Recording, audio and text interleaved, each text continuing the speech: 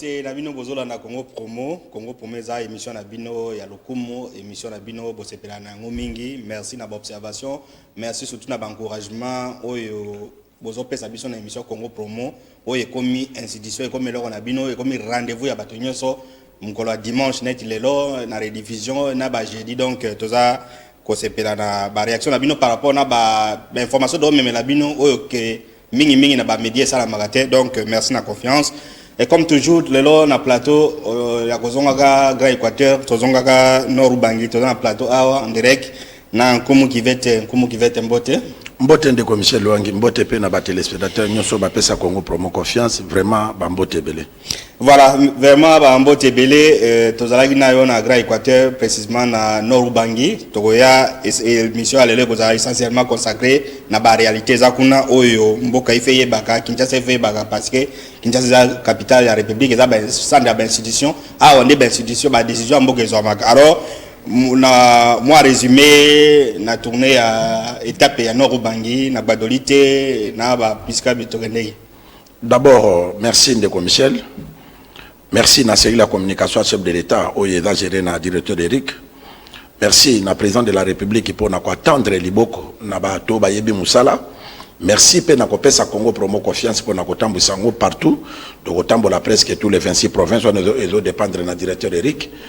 Mais en tout cas tous en esengo parce que bato ebele ba comprendre ba réalité oyo ezaka na mboka na biso mais e bandaki koloba mate bato bakanisa que maman Antoinette ebembe zala kalisu na Congo te kenda Maroc or que ancien président Maréchal Mobutu atika 5 corps pardon bana na 4 na maman CC baza sikoyo na Guadolite. Donc et ça là que esengo na bato balandaka Congo Promo, ça c'est un. De deux.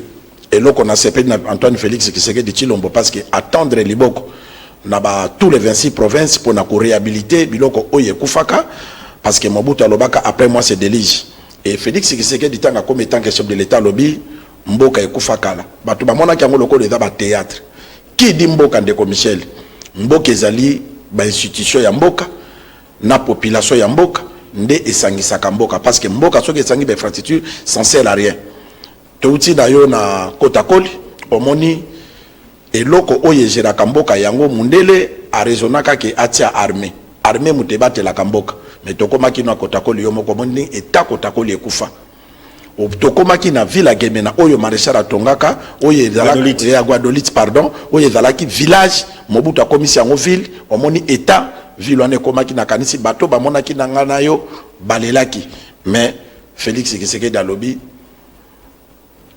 mboka ngwe kufa mais biso toza na bomoi il faut to ressusciter mboka wana ezonga Congo nouveau ndenge Congo ezalaki yango moni na kotakoli misali bandi mokonza mboka sa pesi ba coup d'envoi bato bakolanda yango parce que yono za na permission ko senga ba élément na Guadolite ozomona kureza 24/24. Donc eloko tokoloba kaka ke ba congolais batika kolanda ka ba fanfaron parce que bato musuba mi pesa monopole ko la mboka eza ya bango mais mutu aza numéro 1 ya kozongisa mboka o na bomoi qui dit Congo ezali président de la République Antoine Félix Tshisekedi Tshilombo ndenga zozongisa Congo na bomoi parce que Congo kokotika la kaka kokufa te en même temps tozana mokonza mboka o ba congolais ba pesa confiance yango Félix Tshisekedi a telemi a pesa ki gratuité ngana yo tomoto komi na Guadolite na hôtel tozala ki ba sango na couvent ya Pangoma garçon azana 35 ans mais à l'obité, vie n'a pas pamba. Na kokipe ko bande la classe, ti nazonga. Aza na première année. Mona ya 35 ans. Pour vous dire que Félix Tshisekedi azo zongisa. Totuni ekutu ke no ozana a Joana kozaka diplôme colonie na bi papa na kotanga passer bato wa futa maté. Ça c'est du réel. Oui, à l'obité classe eza na retardé. Donc pour dire que bato bazo mona ke Congo ezaka ka Kinshasa. Kinshasa toza moi bien, totambola na ba mituka okomata moto facilement, mais il y a des endroits où il y a que soki okomi okopesa président de la République raison na makambo lobaka et lelo tanga lobaka eloko wana lela zo pesa Congo bomoi bisika oye kufaki mokonza za ko remettre yango lisusu. Merci pour mon cuvette bisika ekufaki mokonza za remettre yango lisusu azozo ngisa bomoi Congo Promo eza pona Congo, eza pona Kinshasa te, eza pona Congo, to pesa ba réalité à Congo et c'est le cas tozo kende siko na Nord Ubangi comme vous avez dit que na kotakoli. D'abord il faut que kotakoli eza un nom ngbandi et la kisi mobali ya makasi donc yango ba pesaka centre de formation wana ba kombo ya Kotakoli, donc Kotakoli na kimba de la kisi mobala makasi, donc un centre de formation à commando depuis entrée AFDEL ti 2014 centre wana ekufa, mais le centre de bani ko zo bon moy ona Félix Tshisekedi centre à commando ba beret rouge ba banda ko uta place wana tout ça, mais talaka armée onde salamaka tout ça, mais sikoyo armée bani ko zo nani valeur centre à commando ya Kotakoli et bani déjà ko fonctionner ba bani ko réhabiliter to la nango tout à l'heure là, et puis bazo senga sikoyo ministre ya défense po ba ngomo ba lobi depuis AFDEL et Kotati le ministre de défense moko ta ko Kotakoli, donc moment yango ministre de défense a ke de kota la Kotakoli a mon année misale bani ko ça, donc tozo kende to landa sikoyo colonel o azo gérer centre de formation à Kotakoli ya commando Kotakoli ndeka azo expliquer biso o ezo le kana Kotakoli to landa pe honorable bienvenue Seti Aza député provincial, il y a réhabilité en collaboration avec la maison militaire chef de l'État, banda ko ya Kotakoli, tout l'élément on a appris tozongi na suite ya Congo Promo na ya mkola lelo. Tokende donc Kotakoli. Et je remercie de tout cœur les autorités de la haute hiérarchie pour songer que ce centre puisse être réhabilité, car depuis longtemps ces infrastructures ont été dans un état de délabrement avancé. Pour le moment, nous avons les difficultés telles que le personnel. Nous demandons à la hiérarchie de songer de nous affecter le personnel d'appui pour la protection du centre d'entraînement commando de Kotakoli. Si on ne prend pas soin de les protéger, nous allons connaître encore les sorts que nous avions connus la fois passée où nos infrastructures ont été délabrées. Ainsi, nous demandons aussi à la hiérarchie de nous envoyer les matériels spécifiques commando pour les installer, car bientôt nous espérons que nous allons recevoir les stagiaires pour la formation. Ensuite, nous allons aussi insister du point de vue que la hiérarchie puisse songer du point de vue l'administration et logistique de l'unité. J'espère qu'à la longue, ce centre va fonctionner comme la fois passée. Je dis et je remercie les autorités pour cette action qu'on vient de concrétiser. Merci beaucoup. C'est moi qui ai fait le contrat avec la maison militaire pour la réhabilitation du centre que le chef de l'État a songé réhabiliter pour le vaillant commando de Kotakoli et que nous sommes en progression. Bientôt, ça va finir.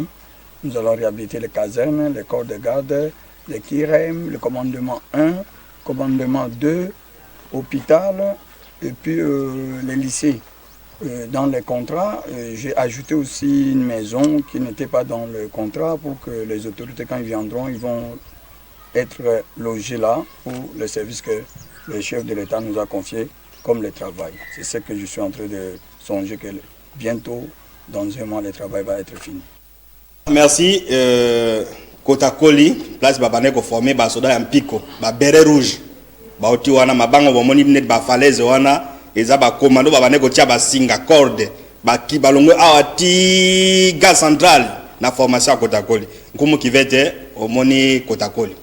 Merci ndeko Michel yango na lobaki ke numéro 1 na mboko ka on dit Congo eza Félix Tshisekedi parce que oyoki colonel alobi depuis AFDEL. Awa biso toye po na ko critiquer batute toza ba opposant congolais to ba pesa kata proposition po na mboka te me ba kanisa kaka ba be po na mboka on dirait bango bazana baguette magique soki de lo ba komi ba su commande mboka ba ko beta mbala moko mboka etongami vraiment na ko senga na ba opposition na ba opposant na ba congolais parce que opposé sa minoritaire ba congolais ba votaki Félix Tshisekedi vraiment ba pesa confiance na président de la République.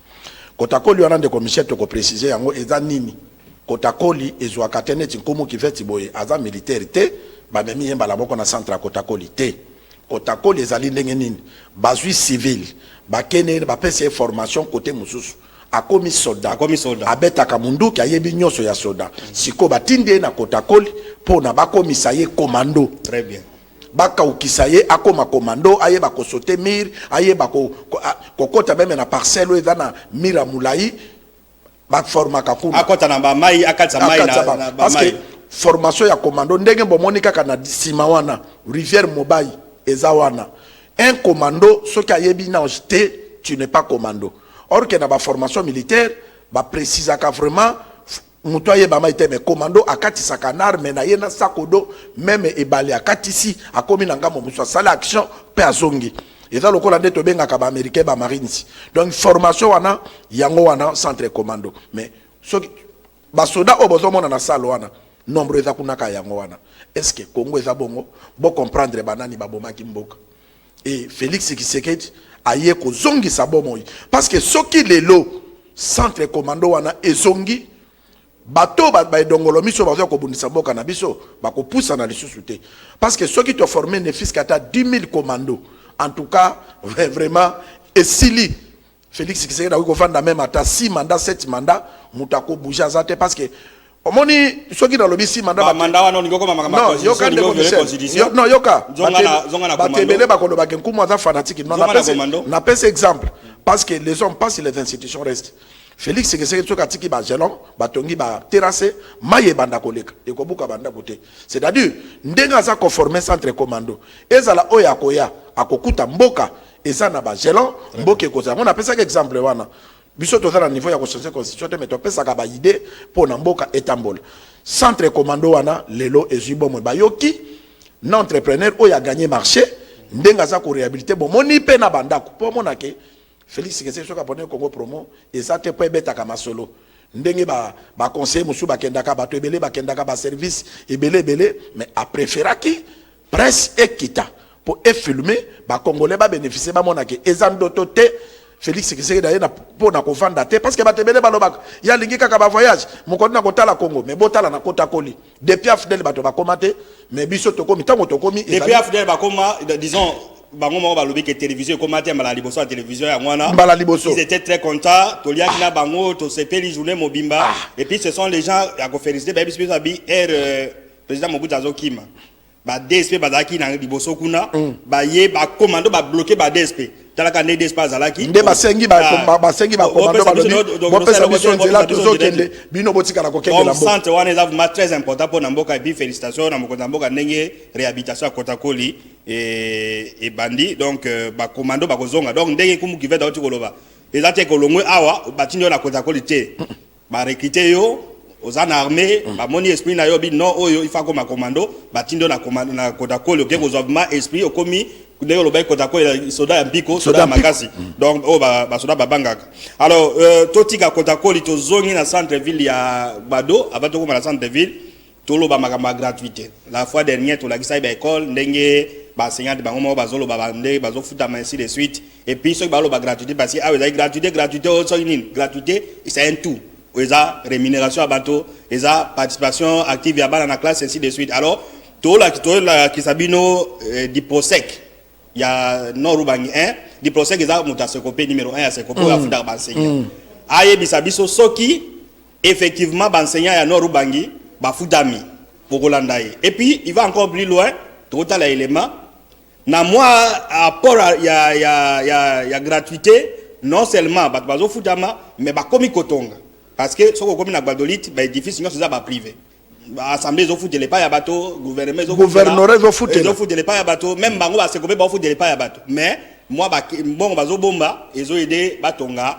nani bureau na bango ya sekopé donc grâce na gratuité tolanda di procès qui a Norubangi et puis nde tozongi na suite ya Congo promo pour y commenter par rapport na gratuité peut-être ezalaka utopie ezalaka du bluff mais Congo promo azoki tala ba intérêt ezo la biso ba réalité tolanda. La gratuité de l'enseignement des bases prônée par le chef de l'État, Félix Antoine Tshisekedi Tshilombo, est effective dans les écoles de la province du Nord-Ubangi.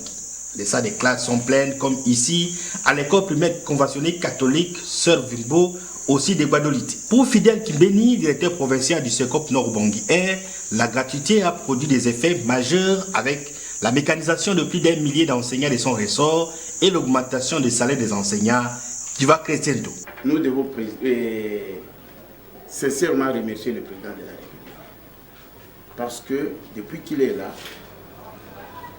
l'enseignant a quand même bénéficié à l'espace d'une année plus de 80% de salaire. Au mois d'avril, il y a une augmentation. Et puis, ici, le mois d'avril, j'ai obtenu 1000 226 enseignants mécanisés. Ça contribue énormément à la gratuité prônée par le chef de l'État. Cette augmentation-là du personnel enseignant, cette augmentation du point de vue salaire des enseignants, ce qui a poussé vraiment les enseignants à bien travailler et à pénaliser la gratuité dans cette province. Parce qu'il n'y a pas des antivaleurs comme auparavant. Il n'y en a pas. Parce que les enseignants aujourd'hui sont bien payés. Chaque fois, ils touchent leur salaire sans problème par rapport au mauvais système des années passées où ils étaient mal payés. Ils allaient faire la tracasserie.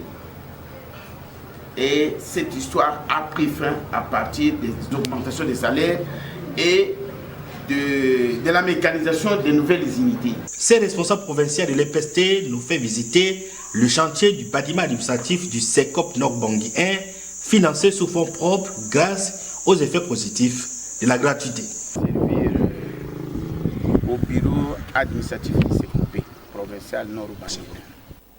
Voilà, merci réalisation, merci Ndeko Nzuzi, na Patrick Kitoko Bazana réalisation na PES TV. Tokuti awa plateau échangé, ba caméra ka robot, donc les autres mola yango moko. Alors nous la au commenter moi mais parce que la réalité yango député ancien député moko loba ki non communication chef de l'État ça la gelo côté tout ça on va peut-être il va parler de ça par après mais ça fait partie à ba misala il y a visibilité à ba chef de l'État. Alors on l'a dit du prosec numéro 1 SECOP alors bi salaire pas na Kinshasa mais na no rubangezo matezo moi liloba na liloba ezali kaka ya koloba na ba congolais de Michel parce que katengelo na lobaki ya ba élection biso ba journaliste toza ba leader d'opinion parce que dans ba journaliste muso ba mesana soka lekika na TV be mutu azape po azali sur na personnalité te abundaka abotolaka basa bato abunda na nzela donc azana ye journaliste mais CV na ye beba do bato balanda ke lisute mais po na ye azako mona kaka za journaliste biso to orientaka ndeko Michel akwasel ne choto lobana ba ancien député wana babima ba député na ba fraude ce qui vous met élection à la démocratique bango bako ba député parce que la population ko voté était mais à vrai dur abima na député combien de millions oye ko bima na élection 2023 awa mboke ko bénéficier nani soki bimi et puis ba konjo ba komma ba sali le côté ba député moko corrompu ba zo ko sala musala te. N'a pas cet exemple. N'a critiqué ma député na biso de mais c'est un exemple. N'a ko fan di Samboka que non, tozi Félix Tshisekedi a bon c'est la biso mboka population ba Kolomboka ba disait peut-être c'est 10 ans sans élection avant d'ana na tongamboka. Pe atongi ba terrasse atongi mboka maye komi ko le kabere choses à l'insulter. Na ba mboka kendaka na ba élection pour rien oyo population ba ko bénéficier na ngote. Voilà. Le plus important yango wana. Tozonga de commission tu on appelle exemple là pourquoi. Mboka na biso tonyo kwa mimingi.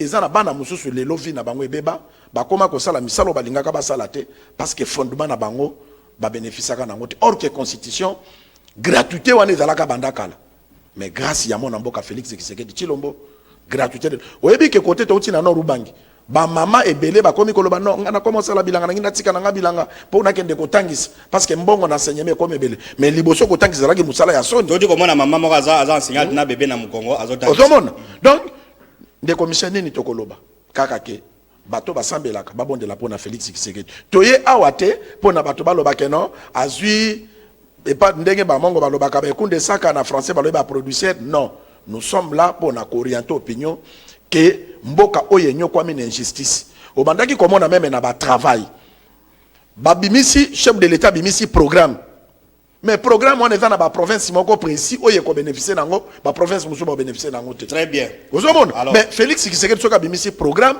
eza pona Congo mobimba to kotambola Congo mobimba ba komona gratuité eza te que non eza kaka na Mbujimayi par exemple ils ont l'Équateur, ils ont la province Boété. Mais gratuité, ils ont partout, grâce à président de la République. Voilà. Ni émission de Koloba. Ils ont Kaka, Nzambé abattre la Félix Tshisekedi Tshilombo. Après CP, vision Moussous, pour les Congolais bénéficier.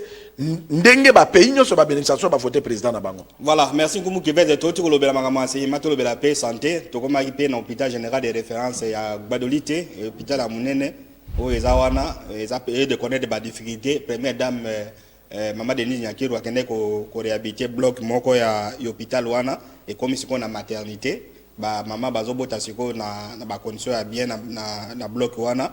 Ba maman paye ba maman Équateur o bazobenga les femmes du Grand Équateur elle o ya ba maman Ngulu ba nani ba maman Gene Pierrette o to mari na émission a na Congo Promo ba kende pe ko idée hôpital ya général de référence à Gbadolite na Bambeto place maman première dame à réhabiliter bato ba yeko tia Bambeto donc ba mususu be ba luka ba imagerie ba luka pe ba bloc à maternité ba ya go sala na ba hôpitaux paka wana na ba hôpitaux mususu donc tolanda médecin directeur il y a hôpital wana ya Gbadolite, il s'appelle le directeur Jean-Marie et docteur Jean-Marie Pangodi. Ndekazo remercier première dame et puis na ba maman ya Grand Équateur elle au basunga hôpital wana ya Gbadolite. Tolanda. Merci. Je pense que c'est clair, c'est un sentiment de gratitude, de reconnaissance envers la première dame. Maman Denise pour ce qu'elle a fait pour notre hôpital.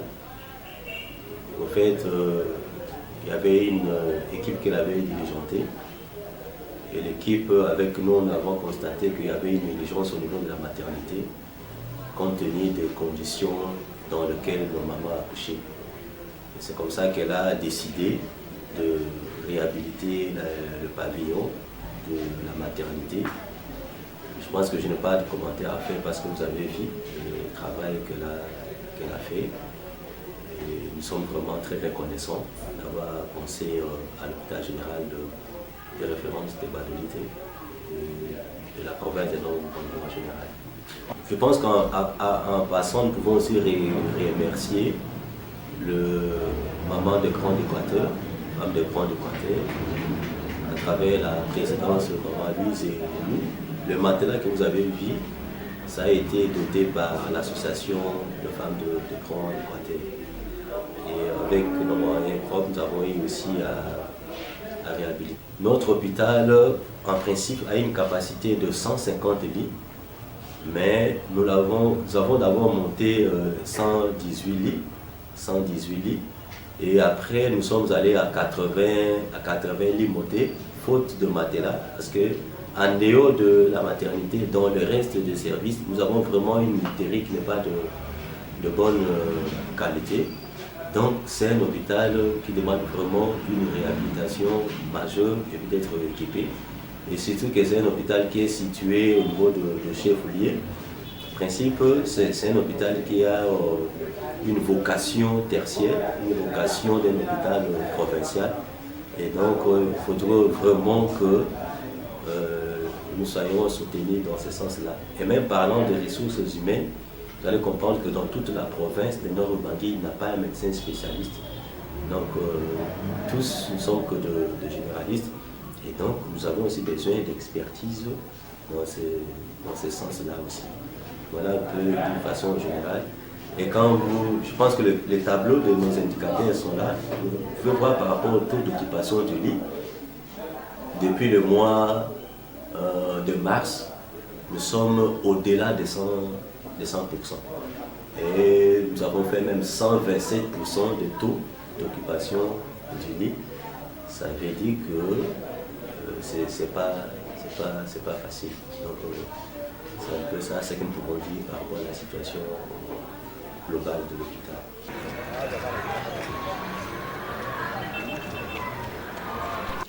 Voilà, merci. Totika Gbadolite, Tokende na Lisala, ba mama ya Grand Équateur, les femmes du Grand Équateur F, comme on a ba gene pe kopesa ba nini ba matla na hôpital général de référence à Lisala. Na bakisi na banani, batinde biso ba image na Congo Promo, tozo tinga pe réalisation atiela biso tolanda ndenge bamama wana bazali na Équateur bazalaki na Équateur bakeye na Nord Ubangi baza siko na Lisala. Donc ce sont des initiatives à encourager bamama Grand Équateur F tolanda reportage wana. La Raobank, en partenariat avec la dynamique de femmes du Grand Équateur L, une association qui travaille dans les œuvres sociales, a contribué à la réhabilitation de la maternité de l'hôpital général de référence de Lisala. Pour ce vendredi 15 juillet 2022, le médecin directeur de cette structure sanitaire a réceptionné un lot important de matériel contenant 25 matelas, 9 cartons dont 7 de médicaments et 2 pour le lait des toilettes, temps personnel de la dynamique de femmes du Grand Équateur L, pour les femmes qui fréquentent cette maternité. Il s'y est dénoté que ce dont tombe après nommé, pendant que la maternité manquait, le matelas, le lit presque vide, les anciens étaient dans un état délabrement très avancé. Les médicaments donnés viennent résoudre tant soit peu un problème réel. Aussitôt réceptionné, le médecin directeur accompagné de son équipe ont passé pavillon par pavillon pour distribuer le lait des toilettes aux femmes qui ont accouché. Remplies de joie, ces femmes encouragent la dynamique de femmes du Grand Équateur L. Tout de même, elles souhaitent voir ces initiatives soient continuelles. Content du geste de générosité posé par cette structure spécialisée à poser des œuvres sociales, le médecin directeur n'a pas hésité un seul instant pour le remercier au nom de son hôpital. À travers cette bonne volonté que la Raobank a montrée, à travers la dynamique des femmes de Grand Équateur, on dota l'hôpital général de référence de Lisala avec un lot important de matériel, de matelas tels que vous voyez ici. Nous allons encore passer à la pharmacie, nous verrons encore. On nous a doté des médicaments, de 9 cartons de médicaments, et y compris aussi un lot important de savons, de toilettes, de lotions pour les femmes qui viennent accoucher dans notre maternité. Et à part ça, vous allez voir que de l'autre côté, ils ont eu aussi assuré la réhabilitation de cette maternité. Et nous, on ne peut qu'exprimer des sentiments de gratitude d'abord envers la Raobank pour cette bonne volonté. Et ensuite, nous remercions également la dynamique des femmes de Grand Équateur. Voilà, merci. Alors, comme qui va être tout à l'heure là, Tolobaki, député Moko, ancien député Moko à Kinshasa, ancien député à Salaki, vidéo Moko Boye, à s'enflammer contre service à communication à Mokozamboka, ils ont ça et le côté, Bazo Tchae, Bakal, Yae, Bikoleka Batonyo, tout ça, réaction derrière sur Olandaki vidéo. Merci Ndeko Michel, ngai vraiment, Nazalaka Lokola Libata. Attends, ce pelinga ma yebele na mona ngwe za pamba directeur de l'équipe na mona kaza ndengo wana, mais na ko féliciter nos premières dames. Maman Denise Nyakero pour na ko réfléchir pour na ba maman ya Lisala ke bazo bota na ba conditions za la ke maman la muté et maman réhabilité qui wana, ba maman Guadolit et na féliciter les chouchou association de maman ya Grand Équateur L Oyo, basali effort baza ko aider mais bazo pesa bakisi moni ndenge to senga ka ke busa moke sukola ke longité maman réhabilité bango ba pesa ba matla c'est ça ba association belé yenga kana Kinshasa wa Bishop Boy ba association moke banda ko leka awa et comme kina monopole ko tiaka na ba ministre provincial mais ata lutu ya pamba pesa na province te mais ba maman oyo ba sengi ata fonction mon côté mais bazo aider mboka na bango ba yi eza place biso to taki to za ba maman il faut to sunga mboka ozo continuer comme na bango maman Tara Konga, Louise Ngulu, Pierrette Guéné, Yvette Manganga et les autres. Madame Edele. Nande ko na biso a journaliste wa te oya d'antenne anani sœur nani pas awana comme kiminga muke pour dire que Chantal Kwale Solange Kwale azali pe na association wana pour dire que ba maman il faut balakisa ka bolingo place ba utaki na kozonga nelo ko lobi nanga ya journaliste nani ancien député ndeko Michel na ko loba non introduction nanga ke omoni soki de lozo tambola na saki ya ba nouveau zaï ba komono ta monsieur lokola mutaliboma ta monsieur ba bono boni mutaliboma ta tambola na babilo ke bele na mutu ya zo mona ngwe za ba richesse mbongo biloko andako yanga zo tambola zo gardango soko botoli eboko bunda eza lokola bandeko wana na monde ya communication basi balongola bango moni kozala directeur la communication chef de l'État za moindre té hein omoni présidence de la République ndeko Michel eza na ba attribution nyonso eza na ba philosophe eza na ba journaliste eza na ba juriste ba économiste ba nyonso tous les domaines nyonso. Alors pour na kobimisa ke ban nommé directeur ya communication tous les services on a ba se réunisaka na ba service lokola ba ANR ba yeba comportement ya mutu wana éthique na ye akolela ndenge nini sa façon d'être pour na ba nommer et puis ko luka musala na télévision na ba vidéo te. Beaucoup de gens pensent que le président de la République est tribaliste. Non. Président azo pesa ba attribution. Est-ce que ngana yo toza baluba? Non. Toi ba congolais. Toi ba congolais. Et lelo tout ça to se retrouver dans la tournée officielle, il y a présidence de la République, il y a série la communication chef de l'État. Tango yozo lobaka ba fanfaro, oui bango ba mesana bongo. Omoni ba lobaka ke mutu modèle abotama ezaka ka modèle. Non mais il a plus compétent que ba te belé tout ça. Non, ba chekale ba mona ya za. D'abord na yokaki ya lobi mutu akisi. Ndeko Michel biso to botami na ba province. Oyo ezana ngana kanisa ka batebele ba mimona ke soko kepa ba chinois ozui loge OK wa piozi boende za kisité vrai kisi ezali ko respecter ba ancêtre na yo omoni Félix Tshisekedi comme président de la République obi pourquoi ba introniser ke Nkoy grand léopard pour dire que Nkoy azanya mamoko fort sage vigilant donc yo za komi misoza na kisi kisi mutakisa lobakate. Ceux qui ont un il faut tous les chefs continuer. Non, alors que bazo ba mon égal. Bazo comme mutakisi ça la bonne. Non, bazo ko gade tout ça. Nani yango ko mona mutakisi. Manzaka ya Félix Tshisekedi Tshilombo.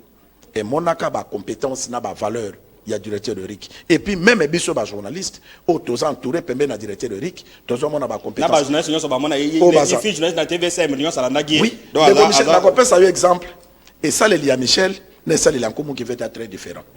Ngana ki ko sala ya ko finga ka bato na mona ke na sala musala. Très bien. Mais yo zo sala na respect ya éthique, na déontologie. Ya ko kanisa ke yo zo sala te. Ye muto ko sala directeur de RIC audit te.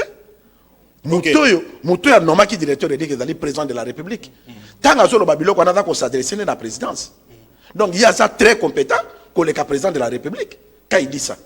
Parce que l'état chef de l'état Vandi wana a nommé mutu ba service nyonso bazo mona ke musale zo salam ya le musale zo salamate azo lo banana. Voilà, dans ce que c'est l'information na biso de wagendeki kananga, il fallait que le gouvernement chef de l'état mais ba bloquer peut-être des protocoles ou bien nani dans des commissaires. Alors, pardon. Il y a beaucoup de gens bakanisa kake comme on a Félix Tshisekedi na Kinshasa, c'est impossible. Soka ke ile lombandaka tika biso to matata ba boîte poto kende kokutana na ye. Non, okokutana kaka na même sécurité. Chef de l'État, à ça, ba services organisés, ba officier d'ordonnance bazali, oyo ba organiser chaque audience et pas chef. Ce n'est pas directeur de RIC. Voilà. Alors, na ngana loba moi eloko moko. Ba ko tia okali ndenge ni. To mona ba oyo mutu nyonso azolo ba non communication, tout ça communication ça la bani. Mais et bien ba bazo ba ko définir communication la kisinini. Merci. Il se base na une définition partielle, il y a dictionnaire la langue française de la communication c'est l'action de communiquer. C'est rien par rapport à la communication. Merci. Communication en fait bato basalaki c'est une science ils ont un croisement ba science humaine ba science sociale. Bato bazawana ba Laswell, ba Maclure, ba Kippendorf, ba Gebner, ba Kolo communication ce sont les gens qui sont venus d'autres sciences, la sociologie, linguistique, sali science, science de la communication. Alors, il faut pour comprendre les communications, il y a 3 stades. Pour non, le Congo n'a pas besoin de journalistes, il a besoin de communication. Le Congo n'a pas besoin de journalisme, il a besoin de la communication. Non. Le journalisme fait partie de la communication. Oui. C'est une aberration. Alors, communication, tu ne peux pas communiquer sans être journaliste. Voilà. Communication, ils ont un escalier. Premier escalier, communication interpersonnelle. C'est intervention à médias, c'est intervention à téléphone. Communication interpersonnelle. Communication. Nakati ya premier stade wana ils ont la communication sociale. Au moins la sensibilisation contre la polio, contre la maladie, tout ça. Ça fait partie de la communication. Voilà stade à Liboso. Deuxième stade, ils ont la communication des organisations. communication d'entreprise, journalisme, relations publiques, publicité, cinéma, et que qui n'a pas télécommunication, n'a pas téléphone. Ça fait partie de la communication. C'est-à-dire que les recherches en sciences de la communication, comme tout ça. Alors, il y a le journalisme, c'est pas la communication. Le journalisme fait partie de la communication. Les médias fait partie de la communication. La communication fait partie de la communication. Donc, il y a un parlant, tout est communication. Donc, nous sommes la communication. Donc, communication communication d'aspect nil parce que nous sommes la communication. Il n'y a pas un domaine précis comme la communication. Nous sommes la communication. Donc, c'est pour qu'on ça va tout dans les vidéo, non communication. Mais communication pour la communication, pour définir communication, il faut de la théorie à la Swell. Il y a Kipendorf, il y a Marc Lian, il y a non, moi on a coûté que ça c'est définition. Mais ça, communication, c'est l'action de communiquer. Alors, un petit commentaire de Bito les gars. Oui, de commissaire na koloba ke bandi makako ina batache. Eza lokola mutaye na salon na lobi de commissaire. Ndako no eza lokola poto mais mutu wana meme ata meme na loba nini. Na koloba meme brasa ya pamba komate. Mais aso kopanda ko ya lokola poto ya koma na poto te. Ayebi ndenge nini kenda ko ya lokola poto. Ya zo loba ke ya yebi musala. Est-ce que basi ba normal une ordonnance présidentielle pour na cause la directeur de la communication à président de la République na pays na to ça le na 5e président de la République. Est-ce que basi ba normal pas se comparer na c'est très différent ya ça le côté à se comparer na mutazo sala ndenge nini. Voilà, oya zo ça ezomona. Donc il y a un sens de directeur Eric azo gérer bien et misala les salama. Bango ba lingia tambola na ba sengle afinga kabatu. Atala ka ba folie de grande ndema. Ceux qui bango ba si fonctionne mais qui ça ba to ba ko pemate akokoma na 10 gars de républicains akomemela de l'état ba conflit parce que c'est un homme de conflit. Voilà. Président directeur Eric Azana niveau très bien. Alors Congo pour mes pour la promotion en Boka. Alors chef de l'état au Kenya na province notamment dans Nord Ubangi. Priorité ni il y a Nord Ubangi soka kelelo. Ça c'est le travail au Congo pour mazo sala. Tozo la kisabino reportage au président assemblée provinciale na directeur cabinet gouverneur bazo pesa ba priorité na bango. Parmi ba priorité na bango isa to mona ba image à partir de Mobaimbongo Nangamo kuna Mobaimbanga na Centrafrique. Batonga pont Mobutu asati ya ba béton na fleuve. Etika moi ba quelques mètres to ba relier nzela na Centrafrique na c'est une ligne de priorité au koke sala matosa. Donc tout la reportage wana après les dozongi pour la suite à Congo promo alelo. Oyo na suka émission bolanda documentaire bo sepe nango semaine passée bo bengi pebele comme qui va dans du appel ebele to zongi c'est la bino nani gbadolite après départ à Mobutu suka ndeni bon mona ngome pe avant bolanda reportage priorité oyo ba kondia Nord Ubangi bazozela et pas président Félix Tshisekedi ou aza président Congo ou a apporter ba peut des solutions tolanda. Les habitants du Nord Ubangi se mobilisent à réserver l'accueil sans précédent au président Félix Tshisekedi Tshilombo lors de sa visite annoncée dans cette partie du pays. Les autorités provinciales mettent du bouchée double pour la réussite de cet événement. C'est ce que dit le président de l'organe délibérant du Nord Ubangi, Simon Bédouin. Ça nous a fait de la joie et nous attendons le président de la République à bras ouverts. Même la population que nous représentons, ils sont tous sensibilisés. Quand ils ont appris que le président de la République vient dans la province de Nord Ubangi. En tout cas, tout le monde est content. Nous, députés, la population que nous représentons et les notables, tous attendons accueillir à bras ouverts le président de la République. Même point de vue du côté de l'exécutif provincial, représenté par Fidèle Lembe Dissassi, directeur du cabinet du nouveau gouverneur, qui voit en cette visite présidentielle un moment propice pour le décollage économique du Nord Ubangi. Si le chef de l'État vient chez nous, voilà, c'est parmi les revendications ou bien ce que nous pouvons demander qu'il fasse pour nous. En dehors du port de Businga, nous avons aussi la traversée vers Mobaïbanga. À Mobaï, si vous êtes de l'autre côté de la RDC, vous pouvez voir quelqu'un en train de circuler au niveau de la Centrafrique. Le pont a été fait sur là où il y a le barrage, mais il faut seulement achever. C'est ce que nous allons demander aussi au chef de l'État. Si, comme garant des bonnes institutions de la République, il peut nous aider à nous relier ce pont-là. Ça peut nous faciliter la tâche parce qu'avec ces ponts, on peut avoir l'accès directement sur Douala, sur Centrafrique, sur Tchad et sur Soudan du Sud. C'est ce que nous pouvons demander au chef de l'État. À Gbadolite, comme partout d'ailleurs dans la province du Nord-Ubangi, la population se mobilise pour réserver un accueil chaleureux au chef de l'État lors de sa prochaine visite ici. Ngoumou qui veut des téléphones saturés, m'appelle partout, ma réaction partout, ma bengi biso na Mwanda, ma bengi biso na Kolwezi, na moi ba message à tout moment.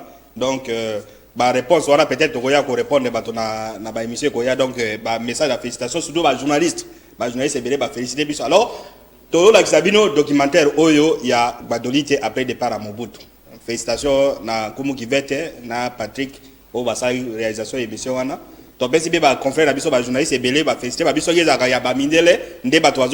courir et tout ça. Mais au Congolais, nous avons fait mieux que au France 24 à Gbadolite. Alors, tout le documentaire à Gbadolite après départ à Mobutu, ils ont fait ça passer, comment une ville, créer ville, infrastructure, Congolais est moka pillé, à Baby Simboka. Bon, il y a un reportage, donc tout le Gbadolite. Une ville moderne et ça transforme en une vieille cité.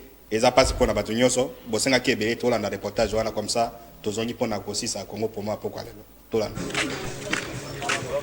Gbadolite, un simple groupement du territoire de Mobayimbongo, transformé en ville par les génies créateurs du maréchal Mobutu. Une ville jadis de rêve, bénéficiant de l'architecture gothique au goût de son initiateur. Mobutu, c'est quelqu'un qui voyait grand. Au vu de ses multiples voyages à Côte d'Ivoire, il a essayé d'imiter Houphouët-Boigny. Des milliers d'édifices publics construits selon les règles de l'art, des artères asphaltées, des quartiers entiers urbanisés, la ville et sa périphérie bénéficient même d'un barrage hydroélectrique, l'unique dans tout le Grand Équateur.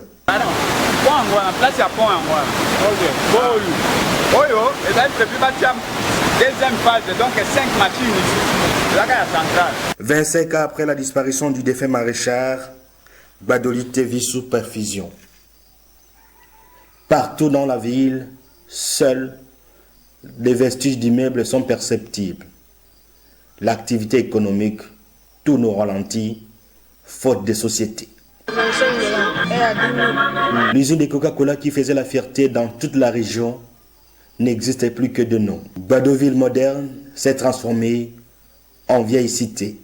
Même le plus jeune, qui n'ont jamais connu la ville à l'époque de son géniteur, se souviennent de ces temps glorieux.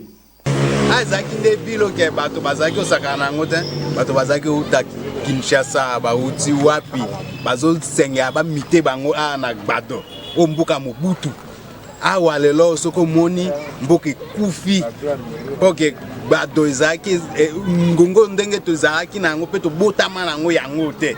Ici, tout le monde ou presque pleure sa ville et s'interroge sur la gestion des différents gouverneurs qui se sont succédés dans la province du Nord-Ubangi.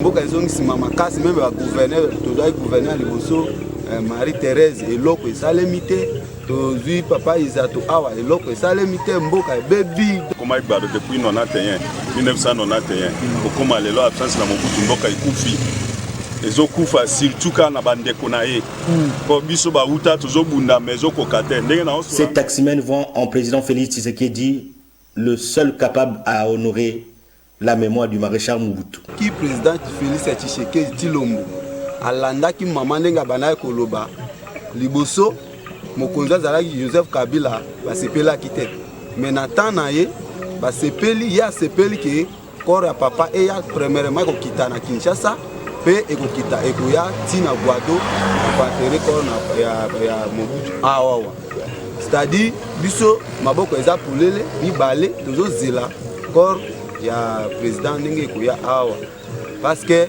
ye azui pouvoir aza mutu oyo population pe basepeli na ye pe biso pe na Gwado tozo sepela famille Mobutu pe basepeli pour na pouvoir na ye ke corps ya président Mobutu alors ça makambo belé parce que auparavant corps ya quitté mais na temps na ye corps ye ezotal ça makambo belé to ko bango te.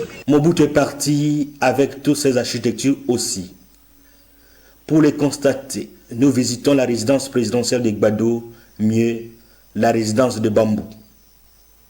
Seuls ces deux léopards sont debout, Pour le reste, c'est de l'hécatombe. C'est ici que les rois du Zaïre recevaient les têtes couronnées du pays, d'Afrique et même du monde entier. Tout a été pillé, saccagé et emporté. Même les carreaux ont été arrachés des murs, des câbles électriques sectionnés, une destruction méchante dépassant tout entendement humain. Patrick, il faut y maréchal. Nous décidons de pénétrer dans ce bunker aux escaliers interminables, dans une obscurité inouïe, sur les traces du maréchal président. Un vaste bâtiment de 3 étages et 4 étages en sous-sol.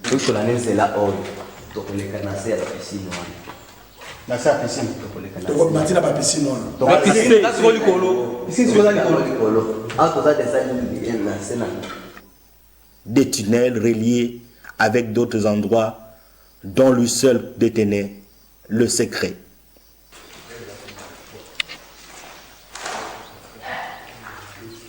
Une forteresse imprégnable aux allures pharaoniques dont le maître du lieu tournait parfois ses propres convives en bourrique. yango zai koyoka bazolo te Mobutu abungaka Mobutu alimu akazi kosala bango je a partir ya ndako na yenge abungisa yango soki otali ya okomona nzela ya sanse ezalaki tango ye aye na bapaya na ye akotika bango kuna na se ye aleki tango bazokoma koto likolo bakuti ye afani badme Mobutu totiki yo kuna na se ndenge nini okomi awa bite obo kutaki kuna na se zanga ite ngandi oyo bolobini obali biso explication a zero ye akolaka bino bolakani boye bobandi kokende ye akoleka na sepo na kati ya nzela na ye ya se wana esali skale na aéroport na Mwanda bokoma na Mwanda bokuti mutu afandi wana ayandi bino imemo totikio na résidence na kuna na bambo komi koto yo ndenge ni albite mutu boteki na bambo ezanga ite eza mutu mosusu bolobini. Derrière ces capharnaüm se cachent de nombreux vestiges de piscines et de salles d'attente. Ce désastre s'est produit aussi à la très célèbre chapelle présidentielle de Gbadolité. Pour l'histoire, seules quelques personnes étaient sélectionnées pour assister à la messe ensemble avec le président.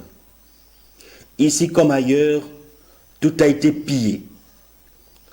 Des tombes de ses proches vandalisées. Contrairement à l'opinion courante, les corps de maman Antoinette, Niwa Mobutu, Abérik Mobutu et sa jumelle n'ont pas été embarqués pour le Maroc. Tango maréchal akei akenakana ebembe na ye ya mwasi na ete kenakana ebembe ya moninga na président Biarimana mais o ya mwasi na yatikango ya mwana na ni watika ya mwana na konga tika ya bampate na mibale atika. Ils sont tous enterrés ici dans ce cimetière familial non loin de l'imposante statue de Marie-Antoinette encore debout. Koibima na ba chaînette za na akoro ya Mowei ba nini ba montre ba bijoux nyos ba bimisi. L'autre infrastructure importante de la ville a subi la destruction. C'est l'aérogare de l'aéroport international de Gbadolité. Aucun instrument de navigation. Seule cette tour de contrôle reste encore perceptible. Tout a été emporté.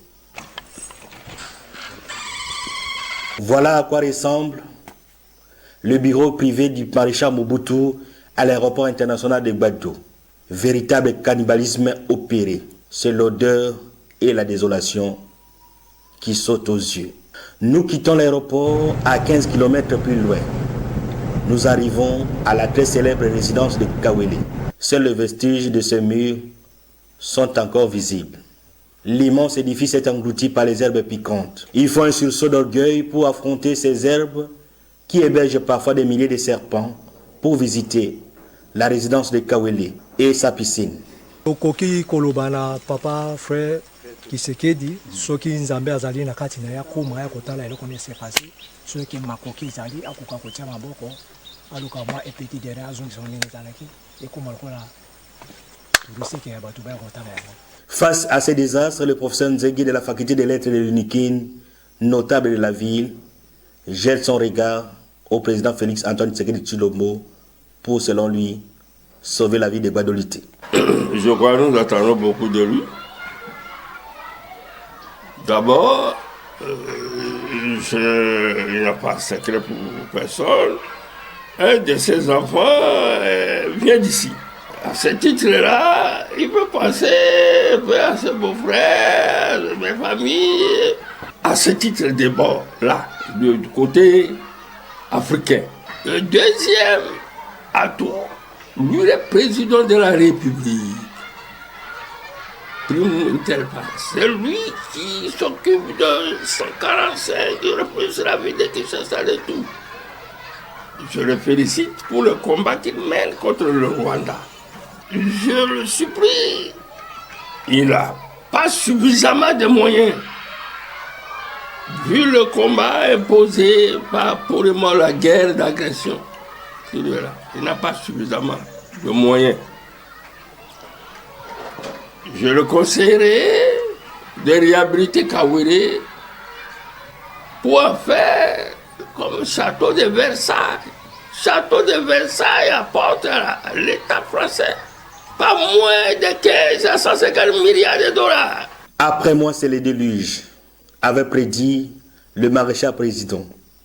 A-t-il prophétisé pour le pays, pour son Guado natal ou pour ses résidences présidentielles? La question reste posée. Voilà, nous qui va dire, tout le documentaire, tout comme Penasuka Congo pour moi, et voilà Suka. Lilobasso Kezali, félicitations à président de l'Assemblée. Bon, on a la précision à Pessi. Assemblée provinciale à Norubangi.